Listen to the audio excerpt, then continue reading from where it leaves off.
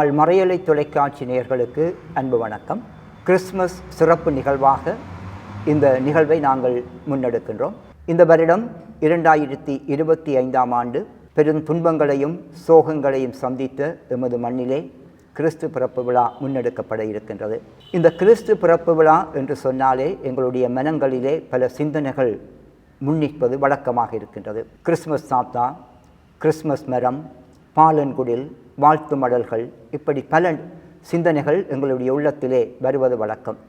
அதை பற்றிய ஒரு சிறப்பு நிகழ்வாக இந்த நிகழ்வு அமைய இருக்கின்றது. இந்த நிகழ்விலே எங்களோடு கலந்து கொள்ள இங்கே வருகை தந்திருக்கின்ற திருவுள சபையைச் சேர்ந்த அருட்தந்தை மரிய செல்வம் பிராங்க் டவ் அவர்கள் எங்களோடு இணைந்திருக்கின்றார். அவரை நான் அன்போடும் பெரும் மகிழ்வோடும் வரவேற்றுக் கொள்கின்றேன். வணக்கம். வணக்கம்.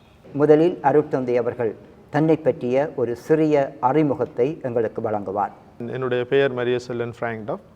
நான் திருவுள சபையை சார்ந்தவன். நான் குருவாகி 10 ஆண்டுகள். என்னுடைய முதலாவது வருடம் நான் யாழ் மறை மாவட்டத்திலே எங்களுடைய சிறிய குறுமடத்திலே பணியாற்றினேன். அதன் பின் நான் மாற்றலாகி மன்னார் மறை மாவட்டத்திலே ஒரு வருடம் பணிபுரிந்தேன். அதன் பின் என்னுடைய பணியானது தென்னிலங்கையிலே இருந்தது. நான் ஒரு பாடசாலையிலே குருவாக பணி செய்து கொண்டிருந்த வேளையிலே அந்த பாடசாலையினுடைய ஆசிரியராக, பகுதி தலைவராக, அதன் பின் உப அதிபராக நான் கடமையாற்றி அங்கிருந்து மாற்றலாகி மீண்டுமாக யாழ் திருவுள சபை சிறிய குறுமட அதிபராக கடந்த ஒரு வருடமாக பணியாற்றி கொண்டு இருக்கின்றேன். இன்றைய காலகட்டத்திலே கிறிஸ்து பிறப்பு விழா பெரும் துன்பங்களுக்கு மத்தியிலே நடைபெற இருக்கின்றது. இந்த 2025ஆம் ஆண்டு இந்த கிறிஸ்மஸ் கொண்டாட்டத்தை இந்த துன்பங்களோடு இணைத்து நாங்கள் எப்படி முன்னெடுக்கலாம் என்று நீங்கள் நினைக்கின்றீர்கள்? ஒரு சிறிய அனுபவத்தை பகிர்ந்து கொள்ள விரும்புகிறேன். அண்மையிலே நான் ஒரு கடைக்கு போயிருந்தேன்.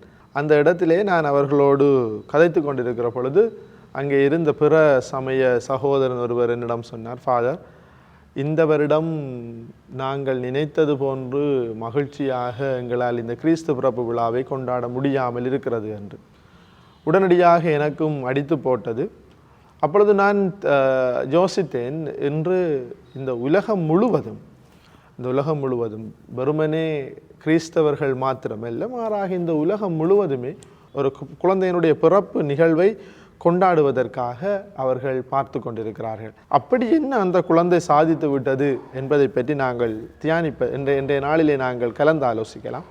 அதன் அடிப்படையிலே பாருங்கள், இந்த குழந்தை கொண்டு வந்த மகிழ்ச்சி, அமைதி, சமாதானம், அது வெறுமனே ஒரு மதத்தோடு ஒரு இனத்தோடு இருந்து விடாமல் அது இன்று உலகம் முழுவதுக்கும் பரவி இருப்பதனால் அது இன்று எல்லோருக்கும் மகிழ்ச்சியை கொடுக்கிறது. பாருங்கள், ஒரு மாதத்திற்கு முன்தான் நாங்கள் பேரிடரை நம்முடைய நாட்டிலே அனுபவித்தோம். இந்த சூழ்நிலையிலே மனிதர்கள் பலர் இந்த கிறிஸ்து பிறப்பு விழாவை எப்படி கொண்டாடுவது என்ற ஏக்கத்தோடு இருக்கிற பொழுது இயேசுவினுடைய அந்த மகிழ்ச்சி, நான் உங்களோடு இருக்கிறேன், என்னாலும் உங்களோடு இருக்கிறேன் என்கிற செய்தி அனைவருக்கும் ஆறுதல் தருவதாக அமைந்திருக்கிறது. இந்த கிறிஸ்து பிறப்பு விழா கிறிஸ்தவர்கள் மட்டுமல்ல, பல மத மக்களும் கொண்டாடுகின்ற ஒரு நிகழ்வாக இருக்கின்றது. உலகளாவிய ரீதியிலே இது கொண்டாடப்படுகின்றது. இந்த கிறிஸ்மஸ் கொண்டாட்டத்தினுடைய வரலாறு, அதை பற்றி கொஞ்சம் பகிர்ந்து கொள்ளுங்கள். முதலாவதாக இந்த கிறிஸ்மஸ் என்கின்ற சொல்லினுடைய அர்த்தத்தை நாங்கள் பார்ப்போமாக இருந்தால் இதில் 2 சொற்கள் இருக்கின்றன. Christ, mass. அதை ஒரு எஸ் இல்லாமல் எம்ஏஎஸ் என்று நாங்கள் சொல்லுகிறோம். கிரைஸ்ட், கிறிஸ்து. மாஸ் என்று சொன்னால் அது லத்தீன் சொல்லிலே இருந்து வருகின்றது. மாஸ் என்று சொன்னால் இறை மக்களால் கடவுளுக்கு செலுத்தப்படுகின்ற அதி உன்னதமான செபம், திருப்பலி. எனவே இயேசு கிறிஸ்து தன்னை பலியாக ஒப்பு கொடுத்தார் என்கின்றதனுடைய அடையாளமாக நாங்கள் அந்த பெயர் இணைக்கப்பட்டு கிரைஸ்ட் மாஸ் இணைக்கப்பட்டு கிறிஸ்மஸ் என்று வந்திருக்கிறது. எனவே பாருங்கள், இந்த கிறிஸ்மஸ் விழாவை நாங்கள் கொண்டாடுவதற்கு முன் 4 கிழமைகளாக 4 வாரங்களாக நாங்கள் ஆயத்தம் செய்கிறோம். இந்த 4 வாரங்களையும் பற்றி நாங்கள் மிக மிக துல்லியமாக அறிந்து கொள்ள வேண்டும். ஏன் இந்த 4 வாரங்கள்? 4000 ஆண்டுகள் இயேசுவினுடைய வருகைக்காக, இயேசு என்றால் மெசியாவினுடைய வருகைக்காக ஆதி பிதாக்கள் தங்களை ஆயத்தம் செய்தார்கள். அதனுடைய அடிப்படையிலே ஆதிமனிதன் ஆதாமும் ஏவாளும் கடவுளுடைய கட்டளையை மீறி பாவத்திலே வீழ்ந்த அந்த நேரத்திலே கடவுளுடைய வாக்குறுதி, உனக்கு ஒரு மீட்பரை அனுப்புவேன் என்கின்ற அந்த வாக்குறுதி நிறைவேற 4000 ஆண்டுகள் எடுத்தது. எனவே தான் 4 மெழுகுவர்த்திகளை நாங்கள் இந்த திருவருகை காலத்திலே கொளுத்தி 4 வாரங்களாக ஆயத்தம் செய்கிறோம். அதன் பின் கிறிஸ்து பிறப்பு பெருவிழா நடைபெறுகிறது. எனவே கிறிஸ்து பிறப்பு பெருவிழாவிலே இயேசு ஆண்டவரை நாங்கள் ஒளியாக ஏற்றுக்கொள்கிறோம். எனவே இந்த ஒளி இந்த உலகுக்கு வந்து கொண்டிருந்தது என்கிறார் புனித யோவான் அவருடைய நற்செய்தியிலே. எனவே நாங்கள் இயேசு கிறிஸ்துவை ஒளியாக ஏற்றுக்கொள்வதற்கு முன் இருளை அகற்றுகின்ற இந்த ஆயத்த காலமாகிய திருவருகை காலத்தில் 4 வாரங்கள் ஆயத்தம் செய்து கிறிஸ்ட்மஸ், அதாவது நாங்கள் இயேசு கிறிஸ்து தன்னையே தீவன தொட்டியிலே பலியாக்கிய அந்த நாளுக்காக நாங்கள் கடந்து வருகின்றோம். அதன் பின்னும் ஒக்டேவ் ஆஃப் கிறிஸ்மஸ் என்று சொல்லப்படுகின்ற கிறிஸ்து பிறப்பின் எண்கிழமைகள், இந்த எண்கிழமை நாட்கள் முழுவதும் கிறிஸ்து பிறப்பு மகிழ்ச்சி கொண்டாடப்படுவதோடு உன்னதங்களிலே கானம் இசைக்கப்பட்டு நாங்கள் அனைவரும் அந்த நாளினுடைய மகிழ்விலே கலந்து கொண்டிருக்கிறோம். அது மாத்திரம் இல்லாமல் இந்த கிறிஸ்து பிறப்பு இதனுடைய பின்னணியை நாங்கள் பார்ப்போமாக இருந்தால் 4ஆம் நூற்றாண்டிலே முதலாவது திருத்தந்தை ஜூலியஸ் ரோமை பேரரசு முழுவதும் கிறிஸ்து பிறப்பு விழாவாக கொண்டாட வேண்டும் என்கின்ற கட்டளையை பிறப்பித்து உத்தரவை கொடுக்கிறார். அன்றிலிருந்து இன்று வரை இது நள்ளிரவிலே ஆரம்பிக்கின்ற இந்த கொண்டாட்டமானது மிகவும் மகிழ்வாக உலகம் முழுவதும் பரவி வருகிறது. இதனை ஒரு ஒரு ஒரு ஒரு ஒரு குறுகிய ஒரு வார்த்தையிலே சொல்லுவதாக இருந்தால், கிறிஸ்து தன்னை நமக்காக தீவன தொட்டியிலே ஒப்பு கொடுத்தார், கிரைஸ்ட் மாஸ். எனவே அதை நாங்கள் சுருக்கமாக நாங்கள் எடுத்துக்கொண்டு எங்களையும் எப்படி பலியாக்கலாம், மற்றவர்களுக்காக எப்படி கொடுக்கலாம் என்பதை பற்றி இந்நாளிலே தியானிப்பது மிகவும் அவசியமாக இருக்கிறது. மிக அழகாக கிறிஸ்மஸ் என்ற அந்த வார்த்தையினுடைய விளக்கத்தை எங்களுக்கு தந்திருக்கின்றீர்கள். உலகம் முழுவதும் இந்த கிறிஸ்து பிறப்பு விழா கொண்டாடப்படுகின்ற பொழுது மார்கழி 1ஆம் தேதியே அது ஆரம்பிக்கின்றது. இது ஒரு மகிழ்ச்சியான ஒரு நிகழ்வு என்பதனால் இந்த மகிழ்ச்சி தொடர்ந்து 25ஆம் தேதி வரை வருகின்றது. அதே நேரம் இந்த கிறிஸ்து பிறப்பு விழா நிகழ்வு ஆரம்பிக்கின்ற பொழுதே இந்த பாலன் குடில், பாலன் பிறப்பு, அந்த சுரூபங்கள் வைக்கின்ற ஒரு நிகழ்வும் ஆரம்பிக்கின்றது.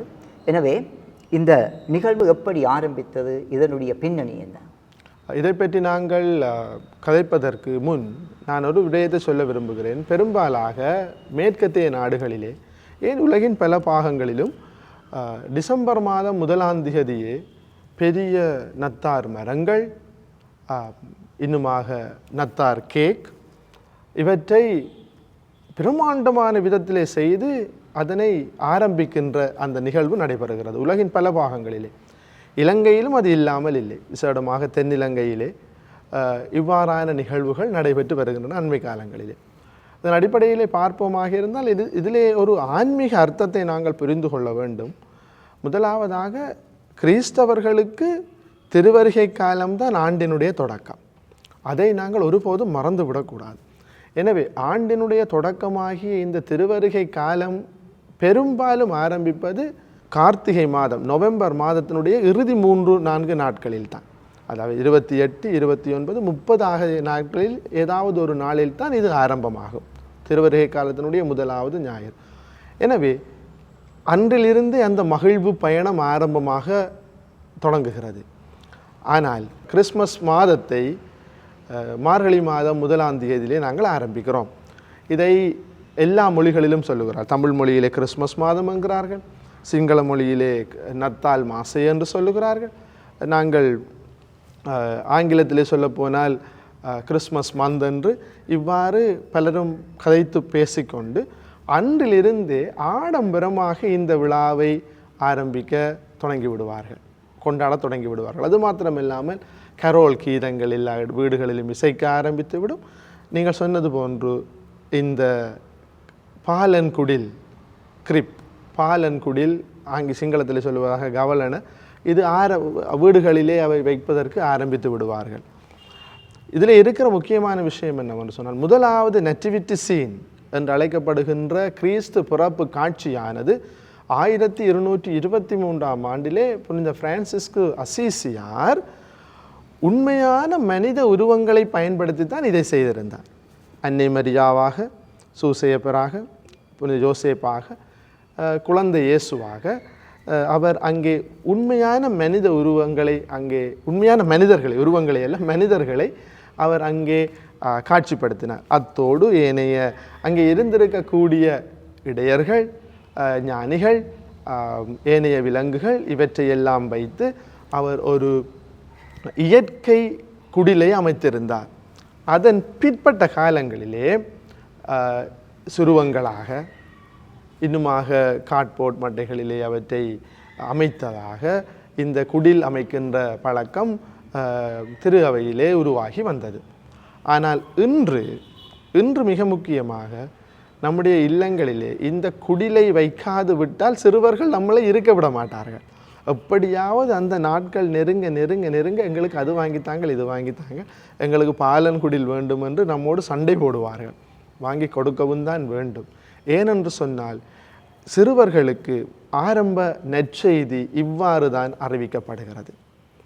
குடில் வைக்க உருவங்களை பார்த்து இதுதான் ஜேசு, இதுதான் அன்னை மரியா, இதுதான் சூசையப்பர் என்று அது தவிர ஒளிவிழா நாட்களிலே அவர்கள் பல பாத்திரங்களை ஏற்று நடிப்பதன் வழியாக இந்த நற்செய்தி அறிவிக்கப்படுகிறது. எனவே குடில் அமைக்கின்ற பழக்கம் 13ஆம் நூற்றாண்டுக்கு உரியதாக இருப்பினும் இன்று வரை அதனுடைய வளர்ச்சி தொடர்ந்து கொண்டே இருக்கிற அதே வேளையிலே இது சிறுவர்களுக்கும் பெரியோருக்கும் ஒரு நற்செய்தி அறிவிப்பினுடைய அடையாளமாக இருந்து வருகிறது என்பதை நாங்கள் மறந்துவிடக்கூடாது. இதனுடைய ஆன்மீக அர்த்தத்தை புரிந்து கொள்வதாக இருந்தால் அன்னை மரியாவினுடைய மனநிலை, ஜோசேப்பு அந்த நேரத்திலே அவர் அன்னை மரியாவை ஏற்றுக்கொண்டு அவர் செய்த தியாகமும் அர்ப்பணமும், இயேசு பாலனுடைய தன்னையை முழுவதும் கொடுத்த அந்த தியாக நிலை, இனிமே அங்கே இருந்தவர்களுடைய மனநிலை, இடையர்களுக்கு செய்தி கிடைத்ததும் அவர்கள் சென்ற அந்த துரிதம், இவை அனைத்தும் அந்த குடிலை பார்க்கிற பொழுது நம்முடைய கண்முன்பாக தெரிய வேண்டும். பாலன் குடில் வைப்பதனுடைய ஆன்மீக அர்த்தத்தை மிகவும் தெளிவாக நீங்கள் சொல்லியிருக்கிறீர்கள். இந்த கிறிஸ்து பிறப்பு காலங்களிலே பெரியவர் முதல் சிறியவர்கள் வரை மகிழ்வோடு எதிர்பார்த்திருக்கின்ற ஒரு நிகழ்வு கிறிஸ்மஸ் தாத்தா. இந்த கிறிஸ்மஸ் தாத்தா என்கின்ற அந்த நிகழ்வு கிறிஸ்து பிறப்பு காலங்களிலே யாரால் அறிமுகப்படுத்தப்பட்டது, எப்படி இது வளர்ந்தது? அதனுடைய வரலாற்று பின்னணியை நாங்கள் பார்ப்போமாக இருந்தால் செயின்ட் நிக்கோலாஸ், சாந்தா நிக்கோலாஸ், இதுதான் அந்த அடிப்படையான சொற்றொடர். புனித நீக்கிலார், புனித நீக்கிலார். எனவே இவர் பிற்பட்ட காலங்களிலே இவருடைய பெயர் மருகி மருகி சாண்டா க்ளோஸ் என்று வந்தது. அதை நாங்கள் நத்தார் தாத்தா என்று சொல்லுகிறோம். யார் இந்த நிக்லஸ்? இவர் ஆயராக இருந்தார்.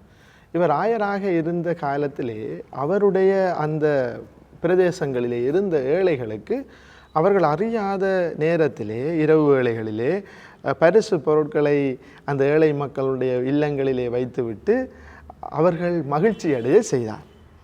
இதுதான் இதனுடைய பின்னணி. ஒரு சம்பவம் இருக்கிறது. ஒரு முறை ஒரு இல்லத்திலே மிகவும் வறுமை, அங்கே இருந்த அந்த பெண் பிள்ளைகள் விவசாயத்தில் ஈடுபடுவதற்காக இனிமேல் வேறு வழி இல்லை, அதுதான் ஒரு தொழில் என்று நினைத்து கொண்டிருக்கிற பொழுது இவர் கொடுத்த அந்த பரிசு பொருட்கள் அவர்களுடைய வாழ்வையே மெருகூட்டியது, வளர்த்து விட்டது. எனவே 4ஆம் நூற்றாண்டிலே இருந்த இந்த ஆயரனுடைய இந்த பண்பினுடைய வெளிப்பாடாக இது அங்கிருந்து பரவ ஆரம்பிக்கிறது. அதிலிருந்து இந்த பரிசு பொருட்களை பரிமாறுகின்ற அந்த பழக்க வழக்கம் திரு அவைக்குள்ளே உள்வாங்கப்படுகிறது.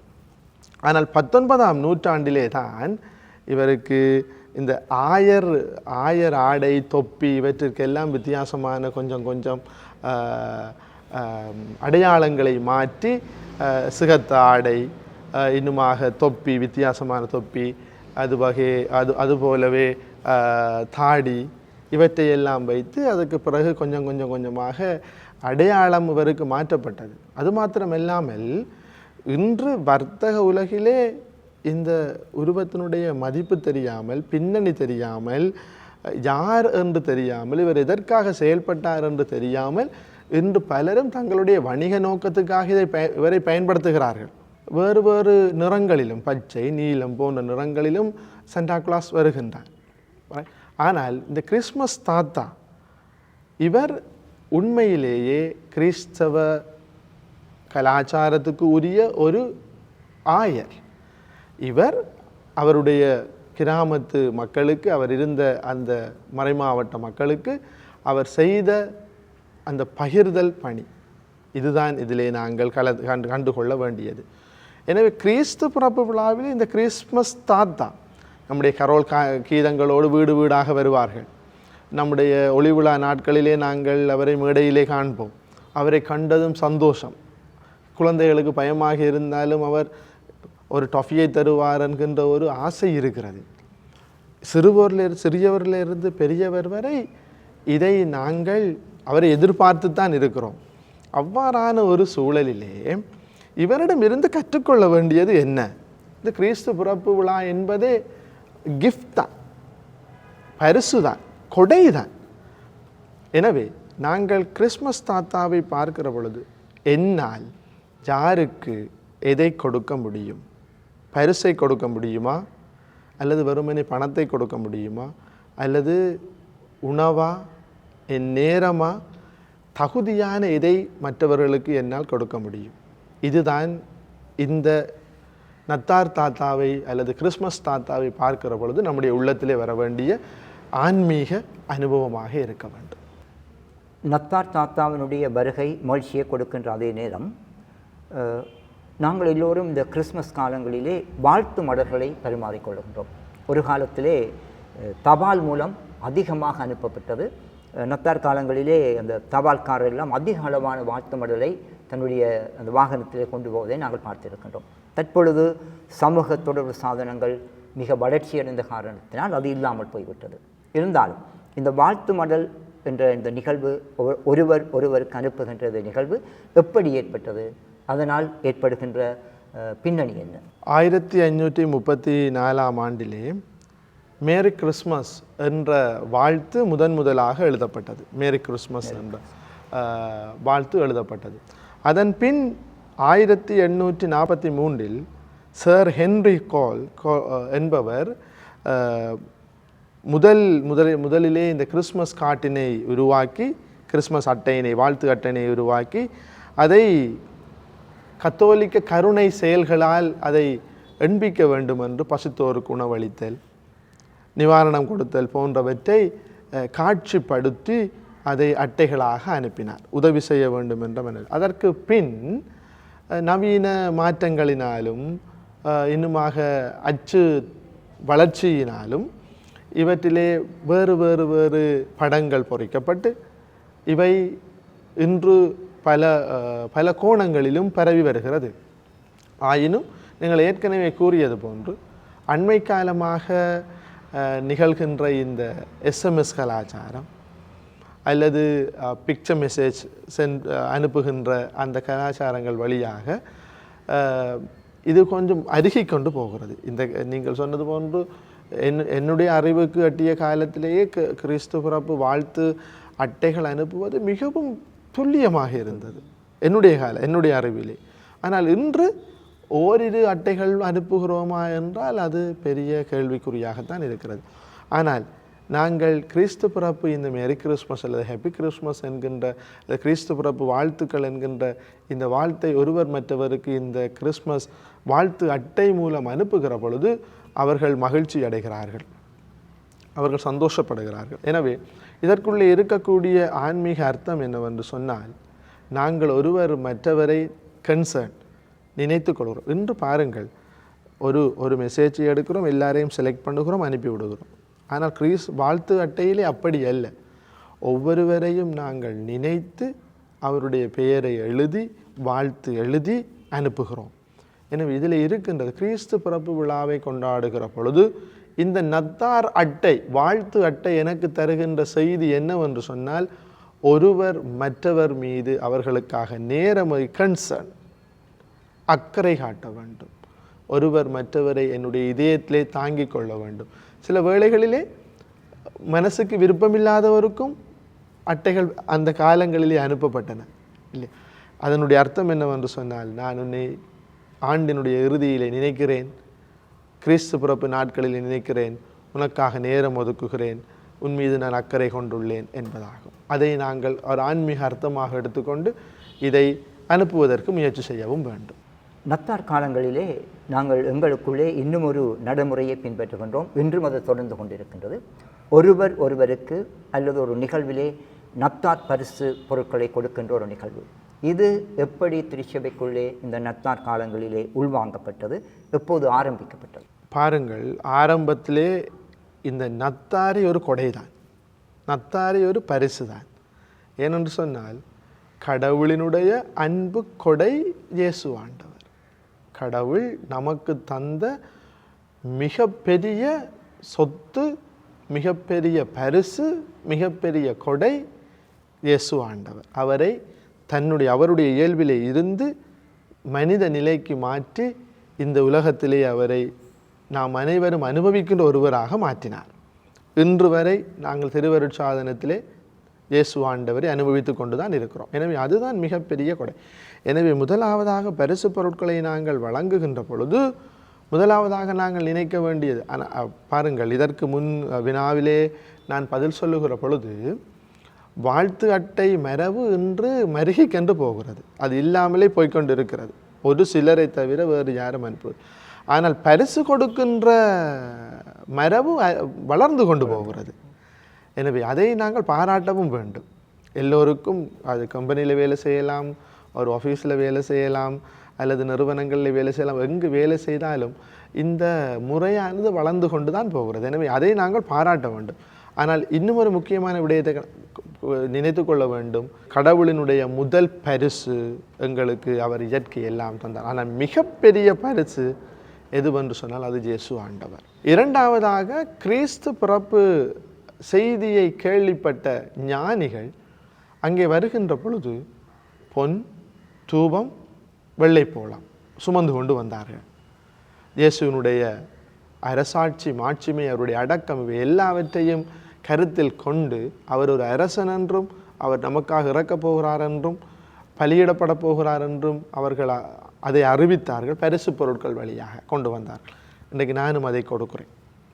அடுத்ததாக, மீண்டும் ஒரு முறை நினைவுபடுத்துவதாக இருந்தால், இந்த நத்தார் தாத்தா என்று அழைக்கப்படுகின்ற சண்டா கிளாஸ், அவர் எவ்வாறு பரிசு பொருட்களை அந்நாட்களிலே கொடுத்து அந்த மக்களை மகிழ்வித்தாரோ அவ்வாறு ஒரு மகிழ்ச்சியை வெளிப்படுத்த இது நமக்காக தரப்படுகிறது. எனவே பரிசு பொருட்களை வழங்குகின்ற பொழுது இந்த மரபானது ரோமை பேரரசனுடைய காலத்திலே அந்த சூரிய விழா, அந்த நாளிலே அது அன்றிலிருந்து இந்த பரிசு வழங்குகின்ற பழக்கம் இருந்து வந்தாலும் இது 19ஆம் நூற்றாண்டில் தான் குடும்பமாக, சமூகமாக, சமூக பரிசளிப்பு விழாவாக இது மாறியது, பரிணமித்தது. எனவே இன்று நாங்கள் 21ஆம் நூற்றாண்டிலே பயணம் செய்கிற பொழுது, பரிசுகளை வழங்குகிற பொழுது இதனுடைய ஆன்மீக அர்த்தத்தை உணர்ந்து கொள்ள வேண்டும். முதலாவதாக, கடவுளினுடைய மிக பெரிய கொடை இயேசு ஆண்டவர். நான் கொடுக்கின்ற பொழுது அன்பை, மகிழ்ச்சியை, அமைதியை, சமாதானத்தை, விட்டு கொடுப்பை, பகிர்தலை நான் உருவாக்கி கொள்ள வேண்டும். அடுத்ததாக, ஞானிகள் கொண்டு வந்த அந்த 3 பரிசு பொருட்களைப் போல என் வாழ்வையும் நான் பரிசாக மற்றவர்களுக்காக அளிக்கிறேன். அடுத்ததாக, புனித நீக்கிலார், சண்டா கிளாஸ் ஏழைகளுக்கு பரிசு கொடுத்தது போல நானும் பரிசு கொடுக்கிறேன். அறிமுகமானவர்களுக்கு கொடுத்து மகிழ்வது என்ற அது இருக்க வேண்டும். அதை விட அறிமுகம் இல்லாதவர்கள், ஏழைகள், கைவிடப்பட்டவர்களுக்கு பரிசுகளை அனுப்பி வைப்பது ஆண்டவருக்கு மிகவும் பிரியமுள்ளதாக இருக்கும் என்பது என்னுடைய கருத்து. கிறிஸ்து பிறப்பு காலங்களிலே நடைபெறுகின்ற இன்னும் ஒரு முக்கியமான ஒரு நிகழ்வு கரோல் பாடல், அதைவிட கரோல் நிகழ்வு. இந்த 2 நிகழ்வுகளும் இன்று வெவ்வேறு விதமாக முன்னெடுக்கப்படுகின்றது. கரோல் நிகழ்வு வீடு வீடாக ஒரு குழுவாக சென்று தாத்தாவோடு பாடுகின்றார்கள். ஆலயங்களிலே குடும்பங்களாக ஒன்று சேர்ந்து நத்தார் கீதம் இசைக்கின்றார்கள். இந்த நிகழ்வு எப்படி அறிமுகப்படுத்தப்பட்டது? பல்வேறுபட்ட பிரதேசங்களிலே அவர்களுடைய கலாச்சாரத்தின் அடிப்படையிலே இது மாற்றம் பெற்று கொண்டு வருகிறது. நாம் நம்முடைய மறைமாவட்டத்தை பொறுத்தவரையிலே நீங்கள் சொன்னது போன்று இன்று பல ஆலயங்களிலும் கரோல் சர்வீஸ், பிரேயா சர்வீஸ் என்று, கரோல் செப வழிபாடு என்று மிகவும் ஆன்மீக ரீதியாக ஒரு கிறிஸ்து பிறப்பு செய்தியோடு இது நடைபெற்று கொண்டு வருகிறது. இன்று பல ஆலயங்களிலே அது நடைபெறுகிறது. ஆனால் ஒரு சில இடங்களிலே இது இல்லை, வேறு பல மர மாவட்டங்களில் இது இல்லை, இலங்கையை பொறுத்தவரையிலே. ஆனால் கரோல் கொண்டு செல்லுகிறன்னு சொல்லுவார்கள். தாத்தாவோடு போய் பாடுகின்ற இந்த பழக்கம் இருக்கிறது. இதற்கு பல பின்னணிகள் இருக்கிறது. இவற்றிலே 1223 பிரான்சிஸ் அசீசியார் அந்த நெட்டிவிட்டி சீன் என்று சொல்லப்படுகின்ற கிறிஸ்து பிறப்பு அந்த காட்சியை மனிதர்களை வைத்து செய்கின்ற பொழுது இந்த கரோல் இசைக்கின்ற பாரம்பரியம் இருந்திருக்கிறது. அது தவிர 1818 சைலண்ட் நைட் பாடப்பட்டிருக்கிறது. நமக்கு தெரியும் அதனுடைய வரலாற்று பின்னணி. ஏற்கனவே நாங்கள் அதனுடைய 100 வருடங்களையும் கொண்டு போய்கொண்டிருக்கிறோம். அது தவிர மிக முக்கியமான கரோல் கீதங்களான all come all you faithful, hark the herald, angel sing போன்ற பாடல்கள் மிகவும் மிகவும் மிகவும் பிரசித்தி பெற்ற பாடல்களாக இருக்கின்றன. ஆயினும் எது எப்படியாக இருந்தாலும் இன்று உங்களுக்கு நான் ஒரு செய்தியை அறிவிக்கிறேன். உங்களுக்காக தாவீதின் ஊரிலே மீட்பர் ஒருவர் பிறந்திருக்கிறார். குழந்தையை தீவன தொட்டியில் கிடத்தி இருப்பதை காண்பீர்கள், இதுவே உங்களுக்கான அடையாளம் என்று கூறி வான தூதர்கள் பேரணி அதன் பின் பாடியதே முதலாவது கரோல் பாடல். அது என்னவென்று சொன்னால், உன்னதங்களிலே கடவுளுக்கு மாட்சி உண்டாவதாக, பூவிலகில் அவர் தயவு பெற்றோருக்கு அமைதி உண்டாவதாக என்று க்ளோரியா இன் எக்ஸெல்சியோ என்று சொல்லி பாடுகின்ற அந்த பாடலே மிகவும் பிரசித்தி பெற்ற கரோலாக, அதுதான் கிறிஸ்து பிறப்பு நாளன்று பாடப்பட்ட கரோல். அதன் பிறகு இன்று நாங்கள் அந்த நாளிலே இருந்து, வானவர் கீதத்திலே இருந்து இன்று வரை நாங்கள் பலவிதமான மாடர்ன் கரோல் இருக்கிறது, பாரம்பரிய கரோல் பாடல்கள் இருக்கிறன. எனவே இந்த கிறிஸ்து பிறப்பு கரோல் பாடல்கள் அவற்றிலே நாங்கள் பங்கெடுக்கின்ற பொழுது அதற்குள்ளே வருகின்ற அந்த உண்மையான அர்த்தத்தை நாங்கள் உணர்ந்து கொள்வதோடு அதில் பரிமாறப்படுகின்ற செய்தியையும் நாங்கள் அறிந்து கொள்வது மிக முக்கியமானதாக இருக்கிறது. பாலன்குடியில் வைக்கின்ற பொழுது இந்த தாரகை அல்லது நட்சத்திரத்தையும் ஒரு அடையாளமாக வைக்கின்றார்கள். அந்த நட்சத்திர அடையாளம் எப்படி ஏற்பட்டது? நாங்கள் கிறிஸ்து பிறப்பினுடைய அடையாளங்களிலே பார்க்கிற பொழுது நட்சத்திரம் இருக்கிறது. இதனுடைய பின்னணியை நாங்கள் பார்க்கிற பொழுது 3 ஞானிகள் அவர்கள் ஏரோதனம் வந்து சொல்லுவார்கள், ஆண்டவருடைய விண்மீன் இலக்கண்டு அவரை தொழ வந்தோம் என்று. எனவே ஆண்டவருடைய விண்மீன் என்று குறிப்பிடப்படுகின்ற அந்த விண்மீனை இது குறித்து காட்டுகிறது. அது மாத்திரமில்லாமல் இதற்குள்ளே நாம் 17-18ஆம் நூற்றாண்டுகளிலே இது கிறிஸ்து பிறப்பு அலங்காரங்களிலே பிரதானமான இடத்தை வகிக்கிறது. இன்று நாங்கள் அனைவரும் இதனுடைய உண்மை பொருளை எவ்வாறு நம்முடைய வாழ்க்கையிலே ஒரு ஆன்மீக பொருளாக ஏற்றுக்கொள்ள வேண்டும் என்று சொன்னால், நாங்கள் மற்றவர்களுக்கு ஒளியாக இருக்க வேண்டும், விடிவெள்ளியாக இருக்க வேண்டும், வெளிச்சமாக இருக்க வேண்டும், பாதை காட்டுகிறவர்களாக இருக்க வேண்டும், புது வாழ்வு கொடுக்கிறவர்களாக இருக்க வேண்டும் என்கின்ற அந்த செய்தியை நமக்கு தருகிறது. பாருங்கள், ஒரு சில விவிலிய அறிஞர்கள் சொல்லுகிறார்கள், யார் இந்த நட்சத்திரம்? இயேசு ஆண்டவரே இந்த நட்சத்திரம், அவரே பாதை காட்டினார் என்கின்ற அர்த்தத்தையும் அவர்கள் சொல்ல மறுக்கவில்லை. கிறிஸ்மஸ் காலங்களிலே நடைபெறுகின்ற ஒரு முக்கியமான ஒரு நிகழ்வு, ஒருவர் ஒருவருக்கு கையிலாக கொடுத்து முத்தமிட்டு வாழ்த்து கூறி வரவேற்பது. இந்த நிகழ்வு என்னத்தை குறிக்கின்றது? இது எப்படி ஏற்பட்டது? 19ஆம் நூற்றாண்டிலே வாழ்த்து அட்டைகள் அனுப்பப்பட்டவை என்று நான் ஏற்கனவே கூறியிருந்தேன். எனவே அந்த மேரி கிறிஸ்மஸ் என்று சொல்லுகின்ற அந்த வாழ்த்தானது பிற்பட்ட காலங்களில் தான் வந்தது. ஆனால் அதற்கு முன் யூத பாரம்பரியமாக இருந்தால் என்ன, அதற்கு பிற்பட்ட காலங்களிலாக இருந்தால் என்ன, பீஸ் பி வித் யூ, ஆண்டவருடைய சமாதானம் உன்னோடு இருப்பதாக என்று சொல்லுகின்ற அந்த வாழ்த்து ஒருவர் மற்றவருக்கிடையிலே இருந்து வந்திருக்கிறது. எனவே ஒருவர் மற்றவர் அட்டைகளை பரிமாறினால், வாழ்த்து அட்டைகளை அனுப்பினால் என்ன, ஒருவர் மற்றவரை சந்திக்கின்ற பொழுது கைகளை கொடுத்து ஒருவர் மற்றவரை வாழ்த்தினால் என்ன, ஆண்டவருடைய சமாதானம் உன்னோடு இருப்பதாக என்கின்ற வாழ்த்து பரிமாறப்பட்டது. எனவே இன்று 16ஆம் நூற்றாண்டில் நான் ஏற்கனவே கூறியது போல அந்த மேரி கிறிஸ்மஸ் என்கின்ற வாழ்த்து இன்று பரவலாகவே எல்லாராலும் அது கை கொடுத்து வாழ்த்து சொல்லப்படுகிறது. விசேடமாக கிறிஸ்மஸ் நாளன்றும் அதற்கு முன்பின்னும் இந்த வாழ்த்தானது அவர்களுடைய கலாச்சாரத்துக்கு ஏற்ற விதத்திலும் மொழிகளுக்கு ஏற்ற விதத்திலும் இன்று ஒரு வாழ்த்து சொல்லுகின்ற ஒரு பாரம்பரியமாக உருவாகி வருகிறது. இப்பொழுது நத்தார் காலங்களிலே நள்ளிரவு திருப்பலி ஒப்புக் கொடுக்கப்படுகின்றது. இந்த நள்ளிரவு திருப்பலி எப்பொழுது ஆரம்பிக்கப்பட்டது? அந்த நள்ளிரவிலே ஒப்புக் கொடுக்கப்படுகின்ற திருப்பலியினுடைய அர்த்தம் என்ன?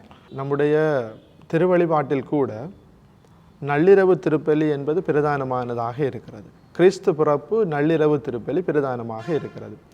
அன்றிலிருந்து தான் அந்த நள்ளிரவு திருப்பலியோடு தான் கிறிஸ்து பிறப்பு காலம் ஆரம்பமாகிறது. நான் ஏற்கனவே கூறியிருக்கிறேன் அந்த திருவருகை காலத்திலே நாங்கள் வைக்கின்ற அந்த மெழுகுவர்த்திகளை பற்றி. அதிலே நடுவிலே பார்த்தீர்கள் என்று சொன்னால் 5வது மெழுகுவர்த்தியாக ஒரு வெள்ளை மெழுகுவர்த்தி இருக்கும்.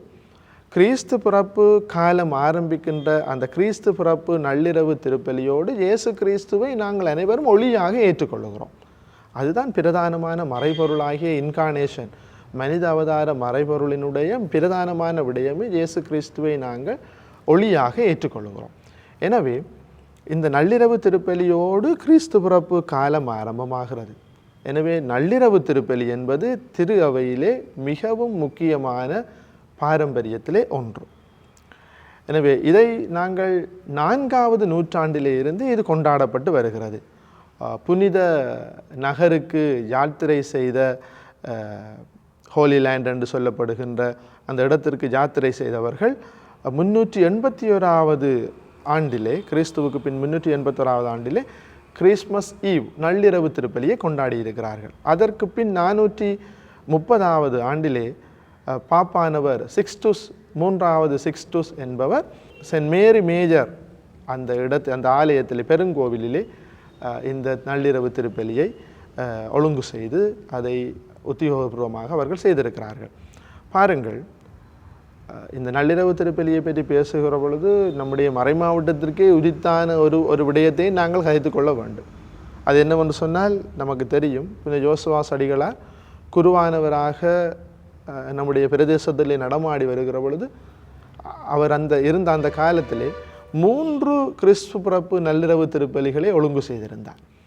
ஏனென்று சொன்னால் அது அவ்வளவு தூரத்திற்கு ஆன்மீகமானது, அர்த்தம் உள்ளது.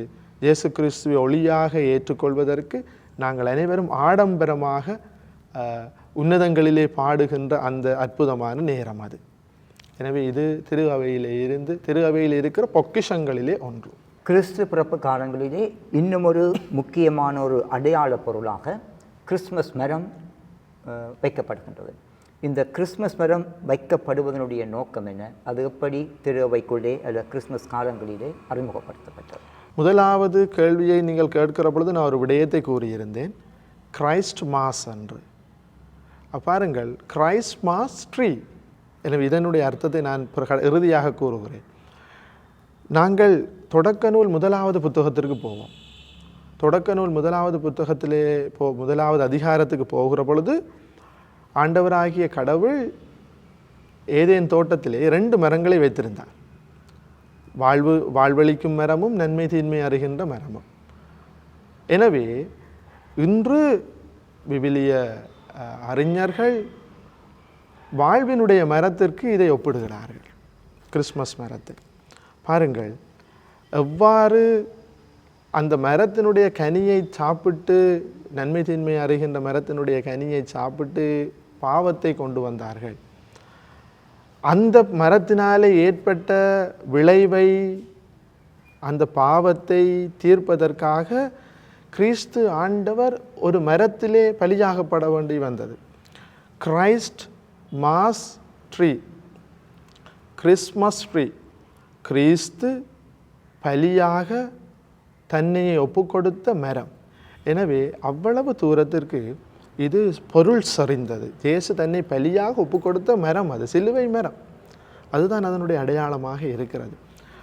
இருந்தாலும் நாங்கள் பார்த்தோம் என்று சொன்னால் எவர்கிரீன், எப்பொழுதும் பசுமையாக இருக்கிற அந்த மர கிளைகளை வெட்டித்தான் இவற்றை ஆரம்பத்திலே எகிப்து போன்ற இடங்களிலே இவற்றை வைத்து வந்தார்கள்.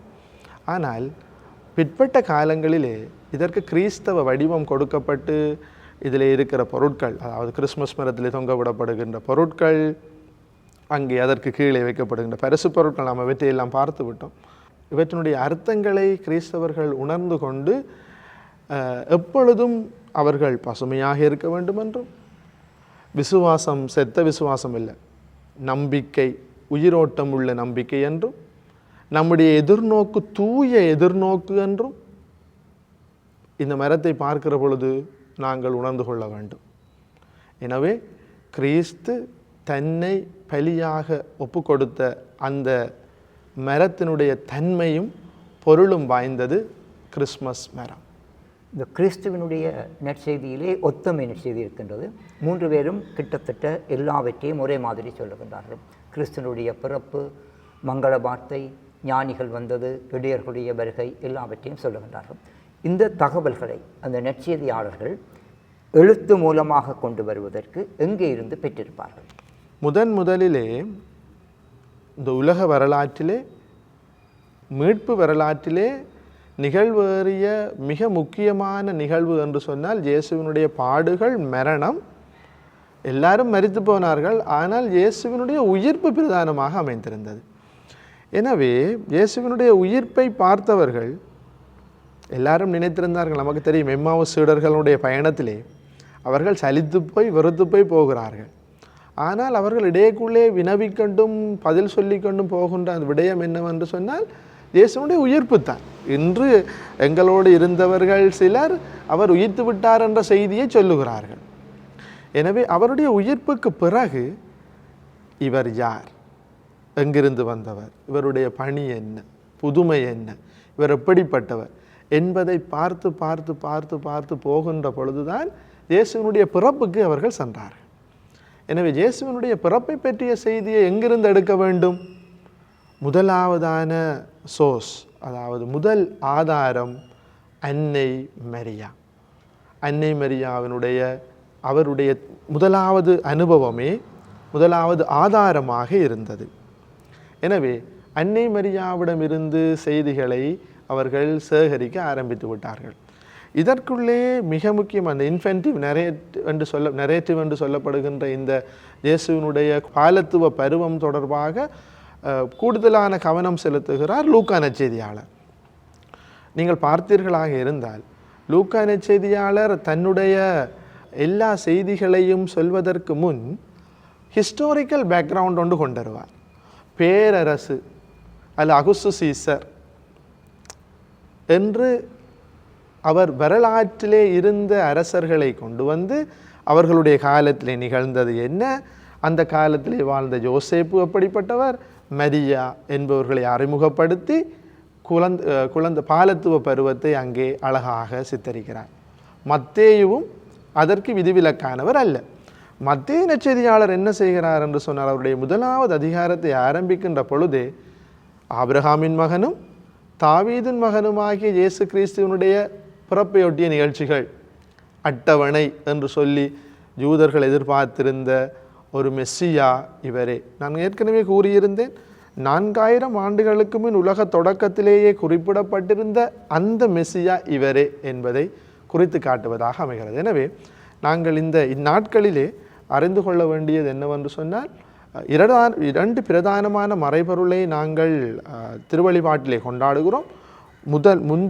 முன்னிற்பது இயேசுவினுடைய உயிர்ப்பு, அதற்கு பிறகு தேடி பார்த்து அவருடைய பிறப்பு, அதற்கான செய்திகளை எல்லாம் முதல் ஆதாரமாக அன்னை மரியாவிடமிருந்து பெற்றுக்கொண்டார்கள்.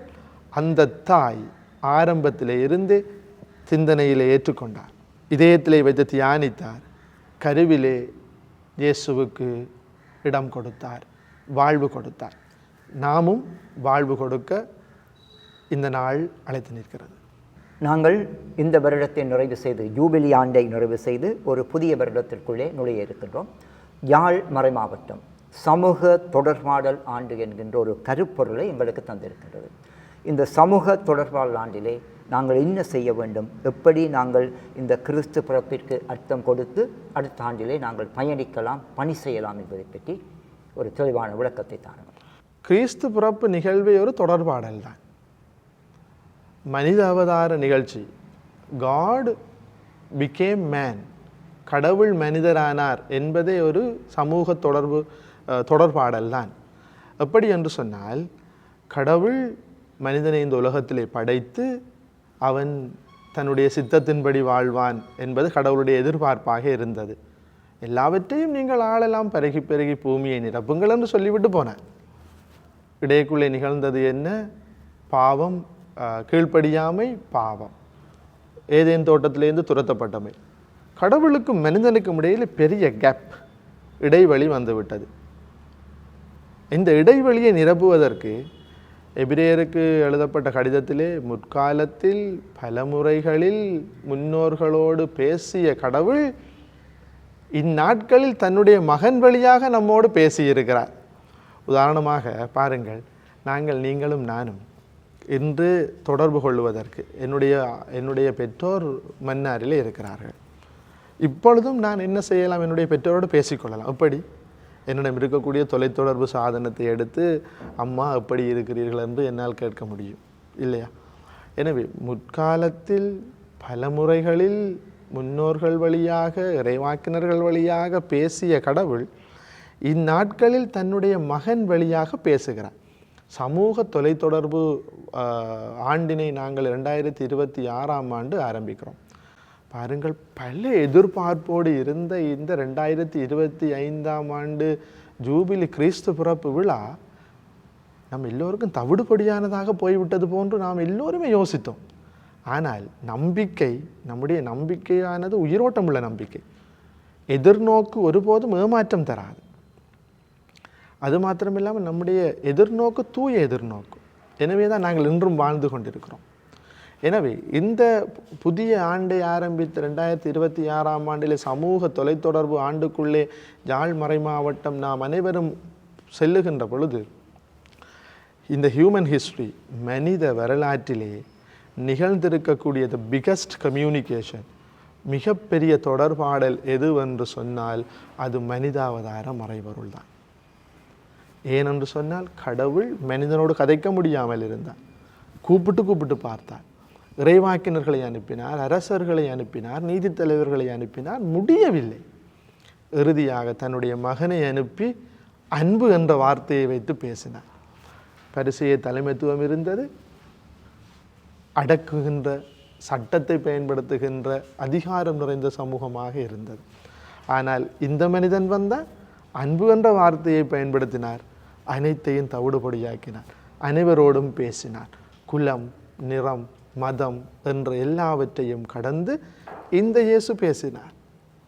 எனவே அவ்வாறு 2026ஆம் ஆண்டிலே நம்முடைய மறை மாவட்டத்திலே நாங்கள் ஒருவர் மற்றவருக்கு இடையில் இருக்கக்கூடிய வேற்றுமைகளை தகர்த்து எவ்வாறு கடவுள் மனிதனோடு பேசுவதற்கு இயேசுவை ஒரு ஊடகமாக பயன்படுத்தினாரோ அவ்வாறு நம்முடைய அன்பு என்கின்ற கிறிஸ்தவ இறையியல் பண்பை அடிப்படையாக கொண்டு நம்முடைய தொடர்பாடல்களை நாங்கள் மேற்கொள்வதற்கு இந்த நாள் நமக்கு அழைப்பு தருகிறது. இந்த முறை கிறிஸ்து பிறப்பு விழா நிகழ்விலே வத்திக்கான் புனித பேதுருவானவர் சதுக்கத்திலே 100 பாலன் குடில்கள் காட்சிப்படுத்தப்பட்டிருக்கின்ற ஒரு செய்தி ஒன்று எங்களுக்கு கிடைத்திருக்கின்றது. இந்த 100 பாலன் குடில் அமைக்கப்பட்டதனுடைய நோக்கம் என்ன? நாம் ஏற்கனவே இதை பற்றி நாங்கள் பேசிவிட்டோம். 1223ஆம் ஆண்டிலே புனித பிரான்சிஸ் அசிசியார் முதலாக மனிதர்களை பயன்படுத்தி இந்த நெட்டிவிட்டி சீன் என்று சொல்லப்படுகின்ற மனித அவதார காட்சியை அவர் காண்பித்திருந்தார். புனித பிரான்சிஸ்கு அசிசியார் கடவுளை காண சென்று வருகின்ற வருடம் 800 ஆண்டுகளை நாங்கள் நிறைவு செய்கின்றோம்.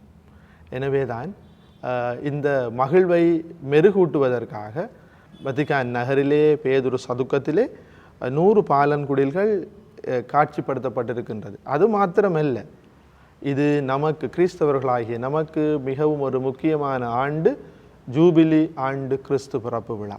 எனவே ஜூபிலி ஆண்டு கிறிஸ்து பிறப்பு விழாவை இன்னும் மெருகூட்டவும், அந்த மகிழ்வுக்குள்ளே நாங்கள் அனைவரும் போகவும், மனிதாவதார மறைநிகழ்வு எங்கள் வாழ்க்கையிலே பிரதிபலிக்கப்படவும் வேண்டும் என்பதே திரு அவையினுடைய விருப்பமாக இருக்கிறது.